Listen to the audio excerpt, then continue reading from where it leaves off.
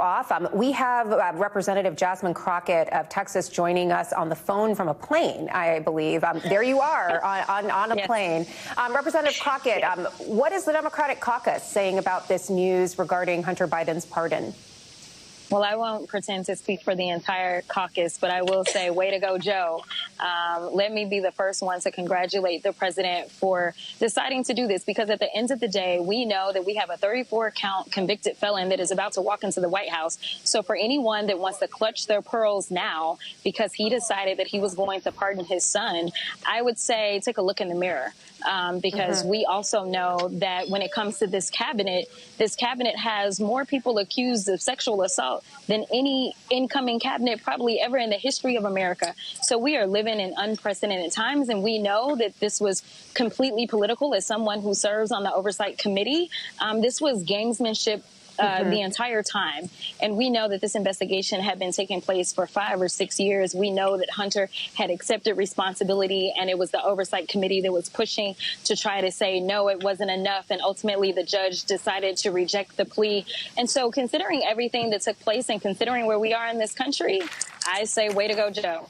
Well, can I ask a question? And it looks like your seatmates behind you think that this is very unprecedented to have someone be on television while they're boarding the plane. But we have talked a lot with you on MSNBC programs about the way that African Americans and Latinos are often brought up in the drug trade and results in criminal convictions.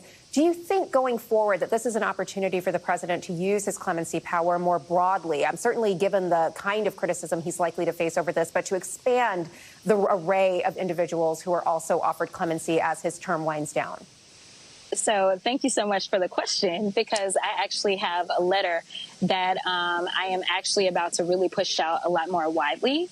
This letter is to actually work on the disparities that we've seen specifically for crack cocaine. It is a conversation that I started with the Attorney General before the election. It was something that I wanted to do in the lame duck, no matter who won the presidency. And so we know that there are people that are still sitting in custody in the federal government, federal prisons, because they were charged with crack cases years and years before the law ever changed. And even when the law changed under Obama, it still was an 18-to-1 disparity. It is time for those people that have been sitting there and have had this disparity held over their heads, and it's been nothing but racism that has driven it.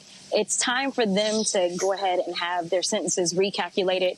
And we have the numbers. We know the percentages of people of color. We know the percentages of people that would get out. And so I'm hoping that the president takes us up on it.